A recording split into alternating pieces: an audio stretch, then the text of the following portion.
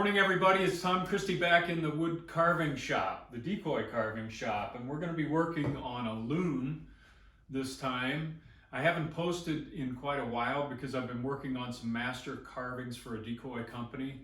Can't show those, but it's kept me busy. And now my next project is going to be a palm frond loon.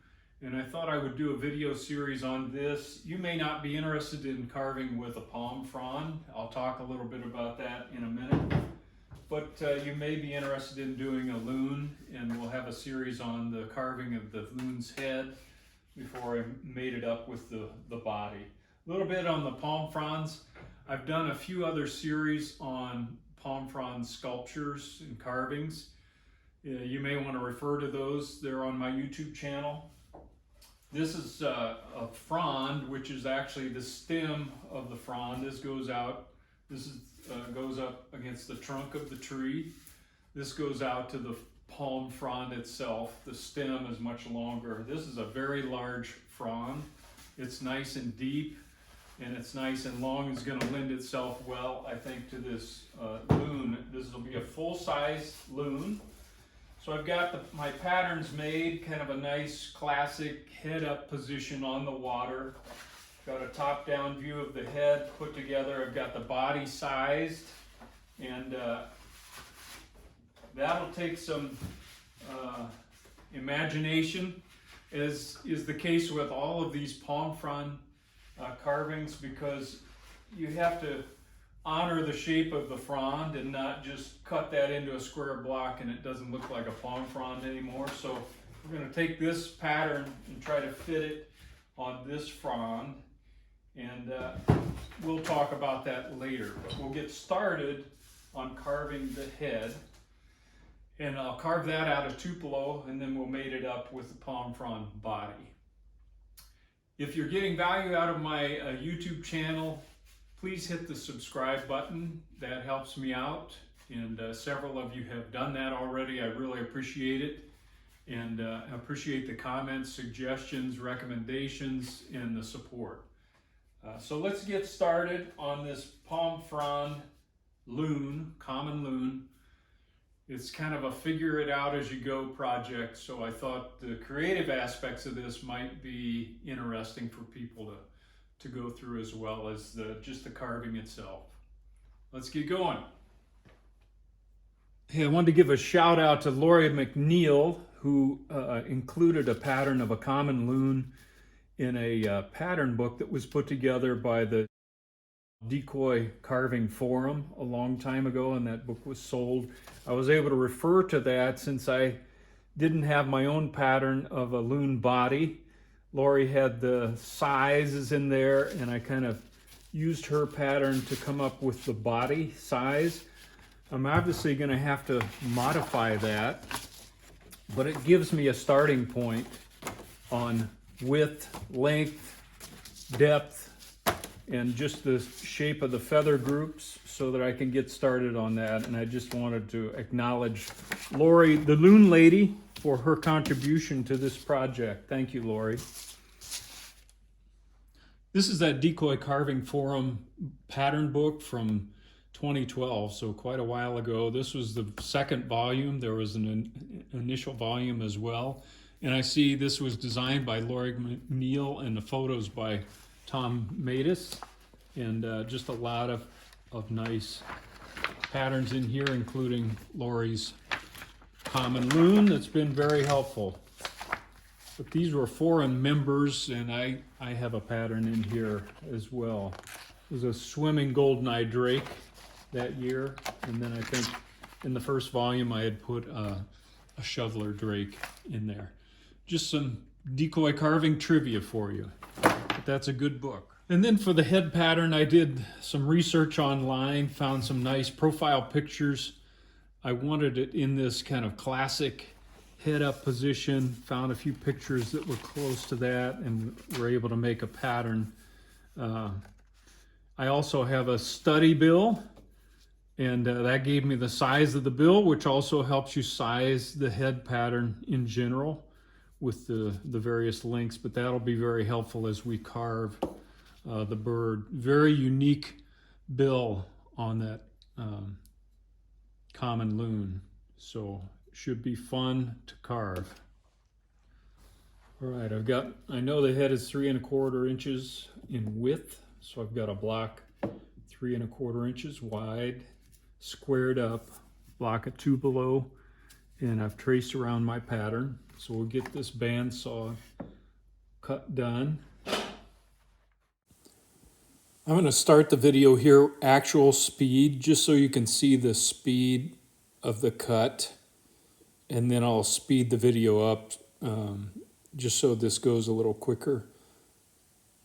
I always mention this, anytime you're using the bandsaw, you've got to position your hands away from the blade and keep them away from the blade.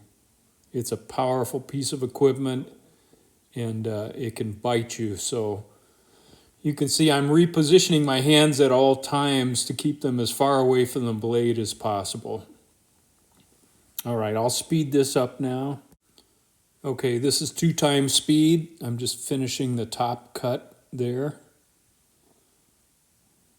Get that out of the way.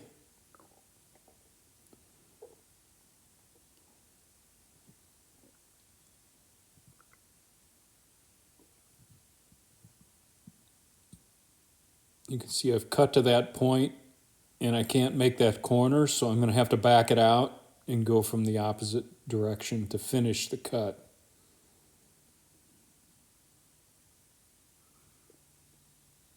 This head is going to be inset in the body, kind of in this curved position.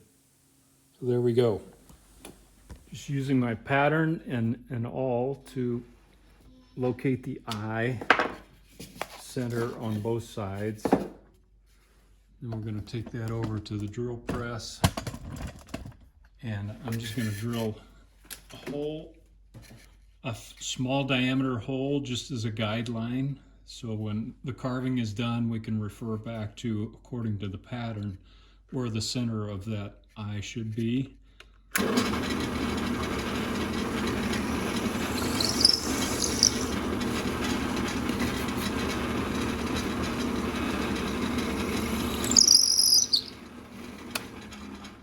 All right, I've got a center line now on the head block all the way around.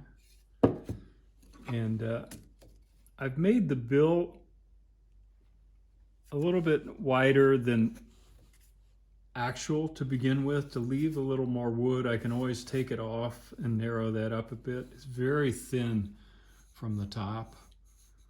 It's like a sword, and broader in this direction. The other thing, the cheeks are very narrow, and the eye set, Lori had a reference dimension on the eye set on her pattern that I used again, and also the width at the cheeks. So that's how I determined how wide to make the head overall. But a lot of differences between a loon and a duck, obviously, and just gonna have to pay attention to that geometry.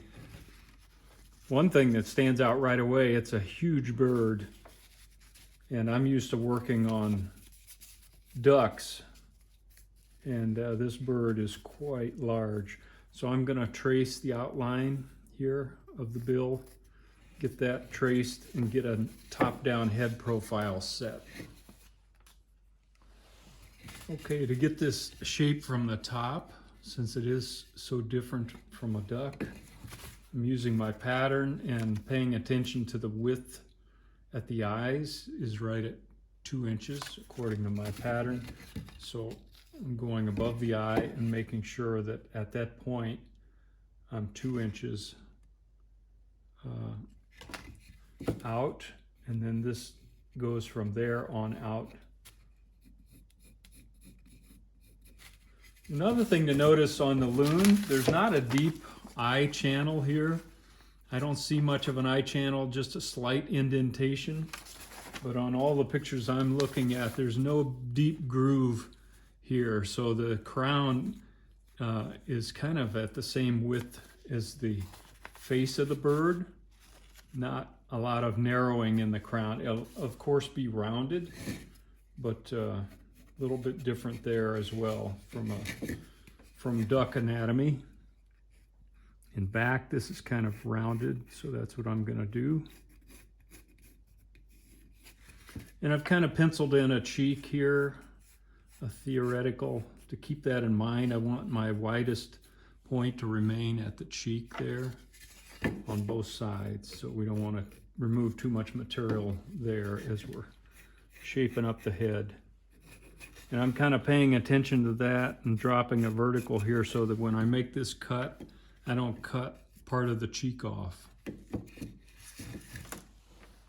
The other thing I'm noticing is the neck stays nice and thick, so there's not a lot of hourglass shape from the front. There may be a little bit that we'll put in to help define, you know, where the cheeks rest here.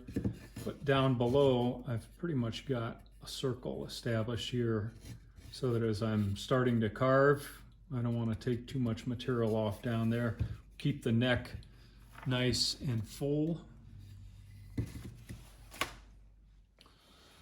Sometimes I would use a coping saw to make these cuts, but since this is such a large piece of wood, I think I'm going to use the band saw, and I'm going to use this scrap piece that came off from under the bill to give me a nice flat surface to steer this through. And so I'm going to make these cuts from the tip of the bill down to this guideline past the eye, and then I'll do the same thing back here, just rounding off the back. It's not pointed in back, it's nice and round, and the neck shape there as it curls into the cape, so we want to keep it that way.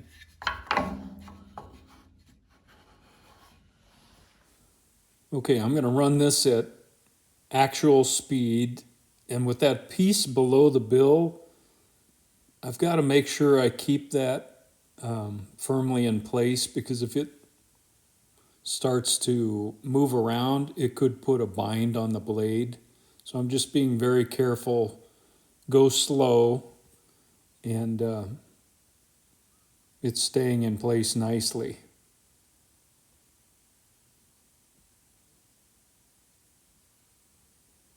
I'm going to repeat that same thing on this side. Same thing.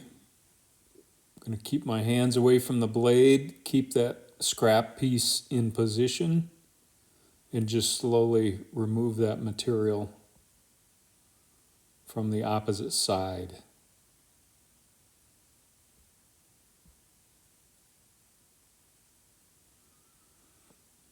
All right, that looks good. Carefully get my scrap pieces out of the way. Now I'm going to do the back, and I think I can just hang on to the bill here and maneuver this through to get this small cut on the back of the head. Again, we want a nice rounded shape in the back as the neck goes down to the cape. It's pretty quick work there. Okay, that looks good. All right, we've got the rough cuts made on the bandsaw. And now I want to use some grinding equipment and put a little bit of a cheek in here, not much. No eye groove at this time. I do want to take out this material under and form the roundness of the neck and pull that back to form a little bit of the under cheek area. So we'll do that grinding, that rough grinding, and I'm going to narrow this up from the top a little bit, just in the cheek area, and blend that out into the eye area here.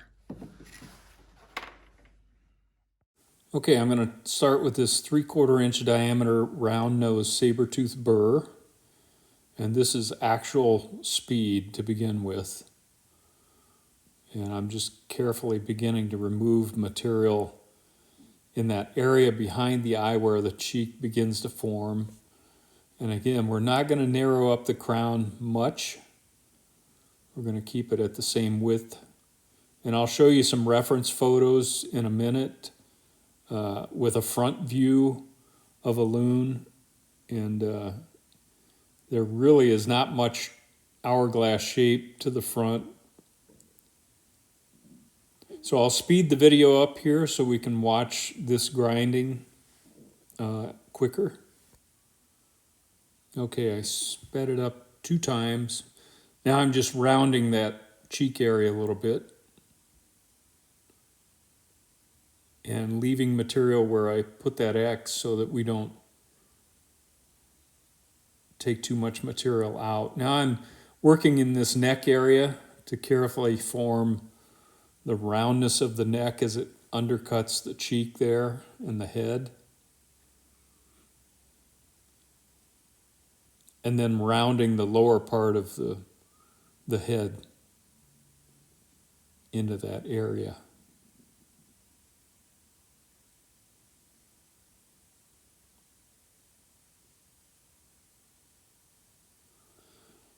This will take some time. I'll just jump ahead, but I'm primarily working in this back area behind the eye and then ferring that in.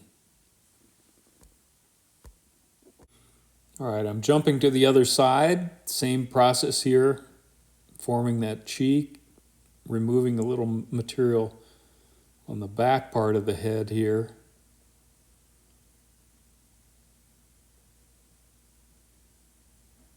So this is kind of a repeat of the previous process, so I'm not going to show the entire carving series on this side, but just wanted to show a little bit as I begin to form that neck area as well.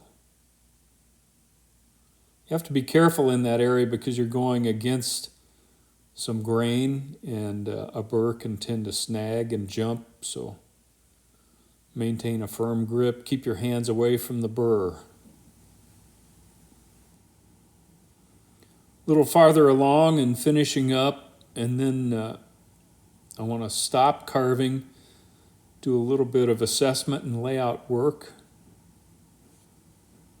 So let's stop there.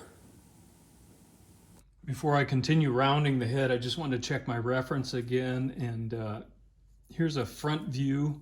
You can see there's no, it's very round. It almost looks like a seal's head from the front.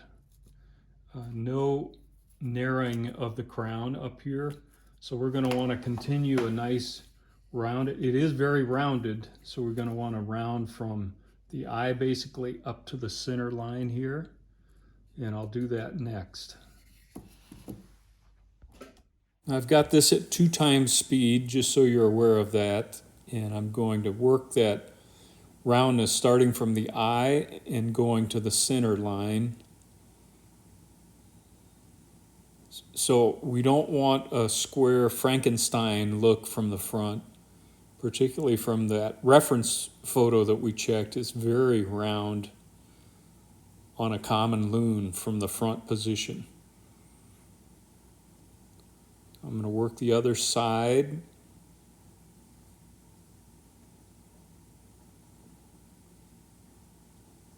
And just a reminder, while you're doing this rounding, we don't want to lose the center line because that is our pattern. And if you start digging into the center line, you're losing your pattern, which is really important in maintaining the look of the bird from that pattern that we spent so much time developing.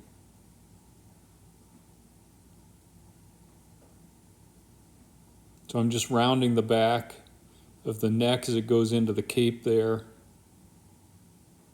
You can see that cheek is very subtle. I don't want a real bulbous cheek there. At least in the pictures I'm looking at, it's pretty subtle.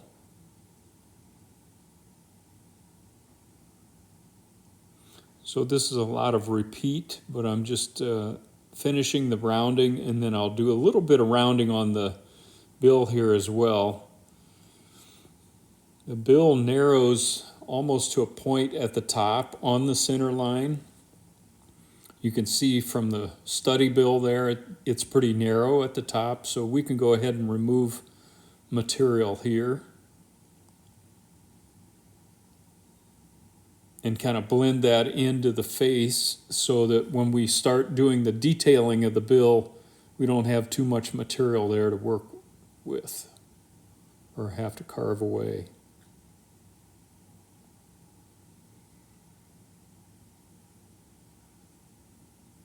Rounding down below as well, and kind of forming that soft roundness underneath and on the cheek.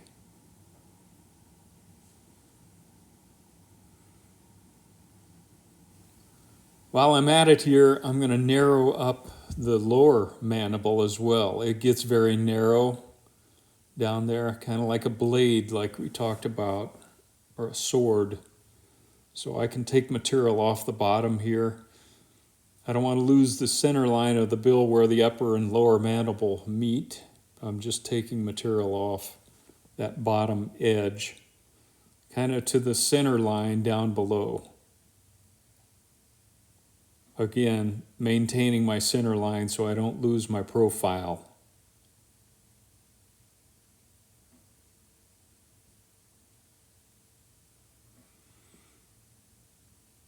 That gives us a good rough shape to start with, and we can begin some of the detailing of the bill. Before we do that, I'm going to use this smaller flame-shaped burr to get into this area where the neck meets the chin area underneath the bill. And I couldn't get in there with the 3/4 inch diameter burr, so I'm just going in to clean that up, remove the bandsaw marks, and round that in to the neck area.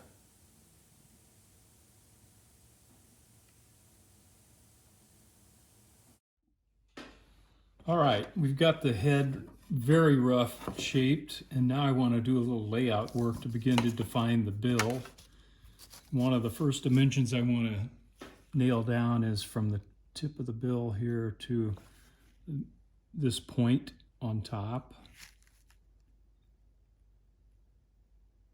and then transfer that dimension onto the carving.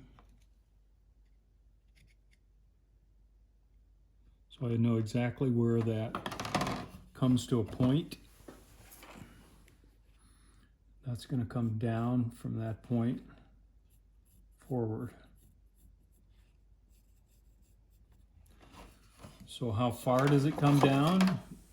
Those of you that have watched my videos before know that I like to use dividers to do reference dimensions, and it's a quick way to make things accurate. So I'm going to get a dimension from that point to kind of the forward point where the feathers meet the bill up here, and the nostril is laid right in there.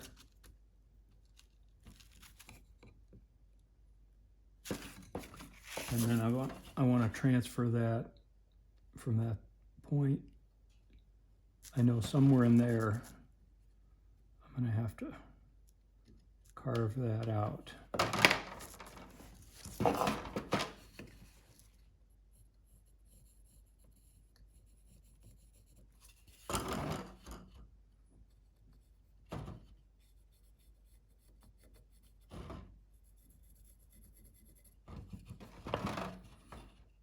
Then it's going to go way back from that point, clear back under the eye. And that makes for this huge gaping mouth or beak and throat that the bird can capture and swallow fish. You've seen pictures of that in videos, I'm sure. It's pretty amazing the size that they can handle. So let's get a dimension on that from this forwardmost point back to where it comes clear back under the eye. That gape opens up. So it's going to come from this point somewhere back in this area.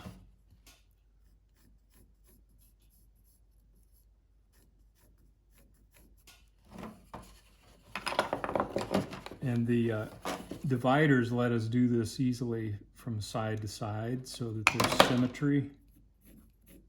Now I'll have to check vertically to make sure I've positioned that point right, but I know at least it comes back that far. And that is going to become the point of separation between the upper and lower mandible. And that goes right out to the point here. I'll have to check that. But I'm going to use the dividers, and I won't make you watch all of that, but to check each of these points, you can see from here, it goes forward again down to the lower mandible and then cuts back underneath. Just did a pencil trick, and goes up in this configuration. So I'll get that laid out.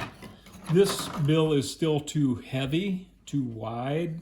I'm going to have to size it, but I'm just doing some rough layout work to begin to define where I'm going to need to carve. Now I'm going to use this little 1/8" diameter ruby bit and begin following my guidelines and defining the separation between the bill and the feathers of the head. And so initially I'm just grinding a groove down and then removing material. I like this little 1/8" cylinder because it's got grit on the end of it as well, so I can use it like a little end mill, but the 1/8" diameter really works well to remove material like this. And it's not so tiny, so I can remove material relatively quickly with that 1/8" diameter. So I'm going to take some time, and I'll probably speed this video up so that we can watch this carving being done. But I'm going to follow each of those guidelines and begin defining the bill as it meets the face. Okay, I sped it up 2 times.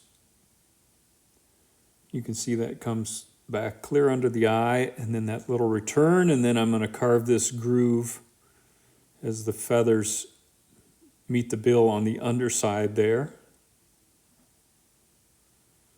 So again, initially I'm just carving kind of a groove, and then I'll go back and remove material both directions, up towards the feathers and then back towards the bill.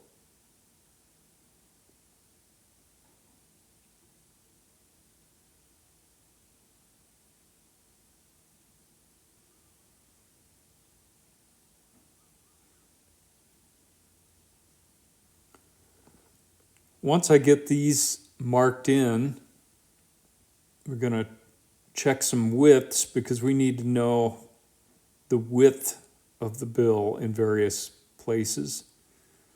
And it's very narrow at the top, so I'm going to use the calipers there, and that tells me how deep I have to go to get that bill shaped up to the proper width. And the nostrils are going to be right down in this area here, so we need to set those at the proper width as well. So I'll do some work to shape up this bill. I'll be checking my reference dimensions and then come back. All right, I'm still at 2 times speed, and I'm going to use this little 1/2" cylindrical drum sander, about 150 grit on this, and just begin to take out all the tool marks and smooth things out in general. Before we put in the separation between the upper and lower mandible, I just wanted to get things nice and smooth before we go there.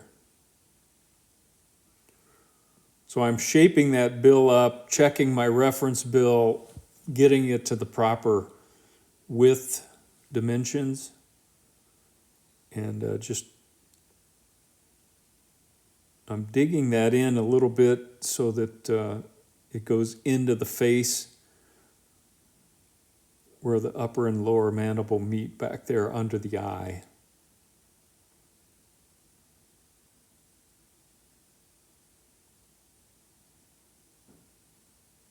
You can see I'm using the sanding drum kind of as a carving tool as well. It's not just smoothing things out. Now I'm going to go back to the ruby 1/8 inch cylinder and redefine those lines. And I'm going to be checking symmetry from side to side to make sure that when you look at the bird from the front, the bill goes back at the same elevation on both sides. Checking reference dimensions, and I'll continue to shape up that bill. I'm going to pencil in the separation between the upper and lower here so we can get that roughed in now in the next step. I'm going to use my knife and very carefully score from the corner here.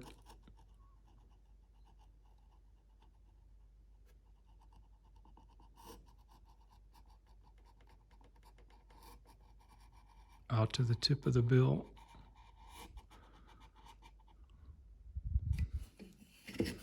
Same thing this side. There's a little bit of a downturn in the corner. And pretty straight shot separating the upper and lower.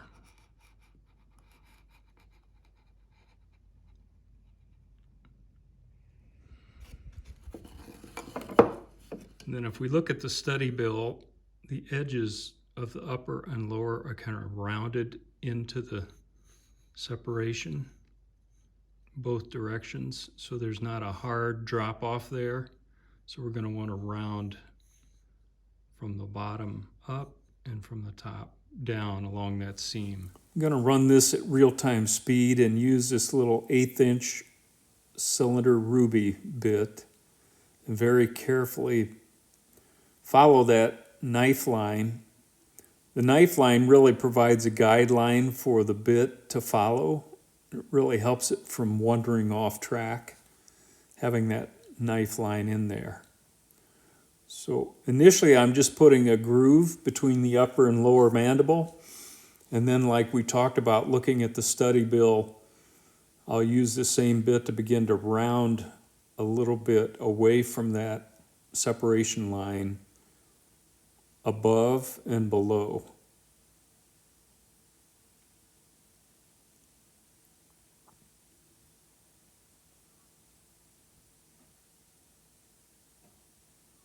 Just going back in the corner at the rictus area to make sure I have that separation going all the way back under the eye. Pretty critical to the way this bird is going to project.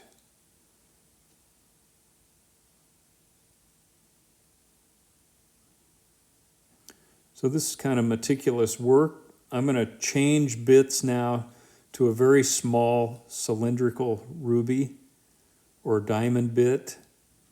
And I'm going to use that to follow that knife line again and just put a little cleaner separation between the upper and lower mandible.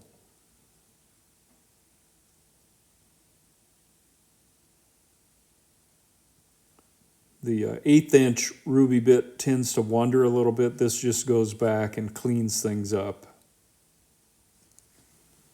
Now I've got that roughed in, I'm just going to go back with my 1/2 inch sanding drum and just sand the entire head. And this is a rough sanding, but remove a lot of the tool marks and the grind marks. Get things smoothed up before we move to the detailing of the bill, the setting of the eyes, and other things. After I drum sand, then I'll hand sand as well, just to smooth things up overall. It's looking pretty good. I'm going to stop right there for now. All right, I think we'll call that a wrap on session 1 of the Frond Loon, Common Loon. Got the head rough shaped. And now the next time we'll work on bill details, getting the head refined, install the eyes if we have time. Before we do the eyes though, I may begin to work on the body. because I like to see the way the composition is coming together, especially on palm frond carvings, because you're dealing with this unusual shape. We want it to look realistic, but it's never going to be the exact shape of the body of a loon, like you were carving it from scratch. So we may work on some cutouts on the body and get that sized up before we continue on the head. We'll see. Until next time, Tom Christie signing out. Good carving to you.